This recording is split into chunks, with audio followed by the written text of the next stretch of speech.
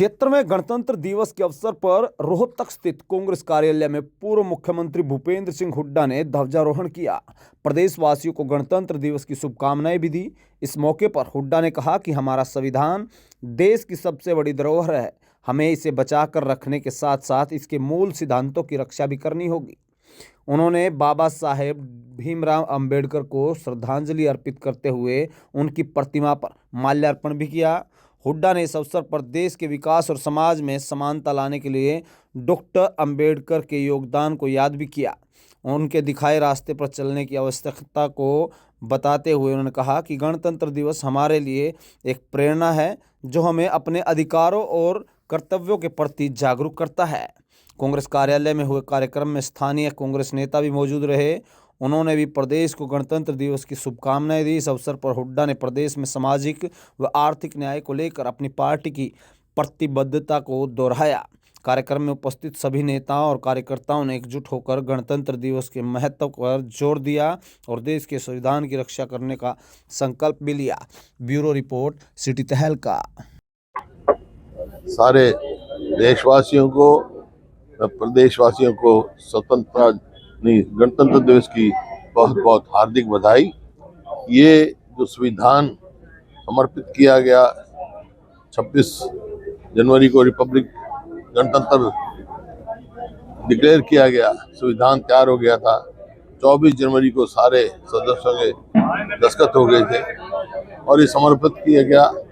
ये फैसला किया गया कि भविष्य में देश का प्रशासन कैसे रहेगा, कौन इसको चुनेंगे, तो हर व्यक्ति को ये शक्ति दी गई। संविधान हमारे देश की आज आत्मा बन चुकी है और आज जैसे सभी को कहा, आज हम सबको प्रतिज्ञा लेनी है। इस संविधान को हमने मजबूत बनाना है, इसको कमजोर नहीं बनने देना। कोई भी प्रयास अगर इस संविधान को बदलने का करेगा तो हम बदलने नहीं देंगे संविधान को। और सभी बोलो। बाबा साहब को लेकर आजकल राजनीति बहुत हो रही है, कोई भी पार्टी हो बाबा साहब के नाम से ही राजनीति करने। देखिए, बाबा साहब अम्बेडकर जो है, उनका मुख्य भूमिका रही संविधान ड्राफ्ट करने में, संविधान बनाने में। तो आज मतलब उनको सम्मान करना हमारा सबका फर्ज है। तो उनकी कोई व्यक्तिगत वो थोड़ा ही थी, उन्होंने देश के लिए समर्पित किया, उसमें सभी का योगदान रहा। ये संविधान बहुत कुर्बानी से बना है, एक व्यक्ति की नहीं, बहुतों का हमारे को नाम पता है, गांव पता है, उनकी कुर्बानी पता है, शहीदी पता है।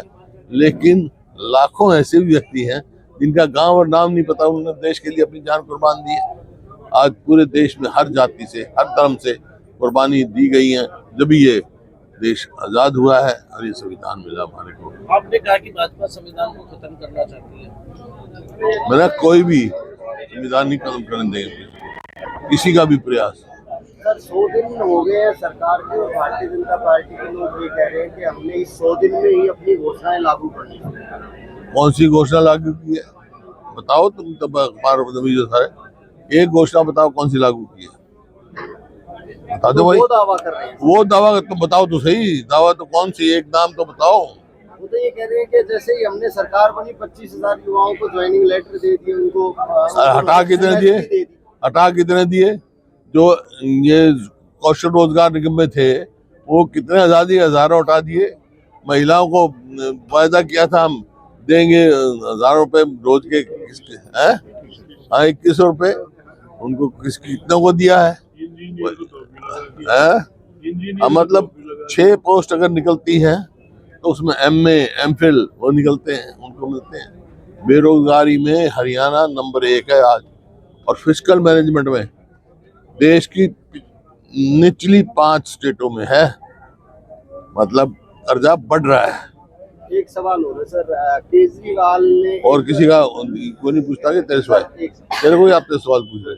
अच्छा, दिल्ली चुनाव नहीं आते भाई कोई सवाल, मैं नहीं दूंगा। फिर ये जब एक ही आदमी तो बोलते नहीं। दिल्ली चुनाव के अंदर पोस्टर पर राहुल गांधी को बेईमान दिखा रहे हैं केजरीवाल, और इस तरीके से राजनीति चल रही है। और सर, क्योंकि वो इंडिया गठबंधन का पार्ट है। देखिए, इंडिया गठबंधन का पार्ट लोकसभा चुनाव के लिए, विधानसभाओं के लिए नहीं है। वहां दिल्ली के लोग इस बात को, उनके समझ में आ गई आज बीजेपी का भी सरकार रही और ये आम आदमी पार्टी की भी। अगर दिल्ली का विकास किया है किसी ने तो कांग्रेस ने ही किया है, शीला दीक्षित के टाइम में हुआ है। इस वास्ते लोग, दिल्ली की जनता कांग्रेस के पक्ष में फैसला करने जा रही है। राहुल गांधी को टारगेट कर रहे हैं, स्पेसिफिक बेईमान लिख रहे हैं पोस्टर। अच्छी राजनीति है। सर, शहर में स्वतंत्रता सेनानियों के स्टैचू है, लेकिन इतने बड़े ओकेजन पर भी उनकी सफाई नहीं हो रही। बड़े शर्म की बात है। देश में लगातार क्राइम बढ़ता जा रहा है। एक बीएसपी नेता की भी हत्या हो गई, उससे पहले एक फांसी में भी हुई थी बीजेपी के नेता की। कानून व्यवस्था है ही नहीं प्रदेश में। 100 दिन में यही तो काम हुआ है। कितने बलात्कार रोज हो रहे हैं, हत्याएं रोज हो रही हैं, डाके पड़ रहे हैं, लेकिन ऐसा प्रतीत होता है देश में कानून व्यवस्था नाम की चीज ही नहीं है। हर व्यक्ति अपने आप को असुरक्षित महसूस कर रहा है देश। बीजेपी के प्रदेश अध्यक्ष पर जिस तरह से आरोप लगे, वो कह रहे हैं कि ये राजनीति तो लोगों के कायम मुद्दे हैं। देखिए, तो जांच करनी चाहिए, सीबीआई जांच करे, कोई दोषी है उसको सजा दे, निर्दोष है उसको सजा दे।